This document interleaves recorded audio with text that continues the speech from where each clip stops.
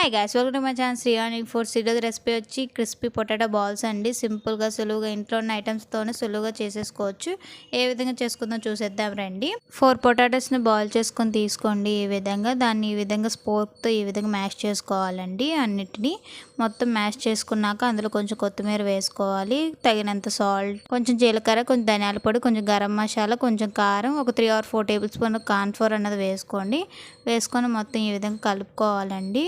కొంచెం పొడిగా ఉంటే కొద్దిగా వాటర్ వేసుకొని కొంచెం కలుపుకోండి. మొత్తం కలుపుకున్నాక ఈ పిన్ అన్నది బాల్స్లో చేసుకోవాలండి. చూపిస్తున్న విధంగా రౌండ్ బాల్స్లో చేసుకోండి. మిగతా అంత పిండిని కూడా ఈ విధంగానే బాల్స్లో చేసుకొని పక్కన పెట్టుకోండి. దాని తర్వాత స్టవ్ మీద గిన్నె పెట్టుకొని స్టవ్ ఆన్ చేసుకొని ఫ్రై చేసుకొని తగినంత ఆయిల్ అన్నది వేసుకోండి. ఆయిల్ వేసుకున్నాక ఆయిల్ హీట్ అయినాక బాల్స్ అన్నది ఒక్కొక్కటి వేసుకొని ఈ విధంగా ఫ్రై చేసుకోవాలండి. అటు ఇటు కలుపుకుంటూ మంచి కలర్ వచ్చేంత వరకు ఫ్రై చేసుకోండి. చూస్తున్నారు కదా ఏ కలర్ వచ్చాయి. ఈ కలర్ వచ్చినప్పుడు ఇంకా తీసేసుకోండి. అన్నిటిని ఈ విధంగానే ఈ కలర్ వచ్చేంత వరకు వేపుకోండి.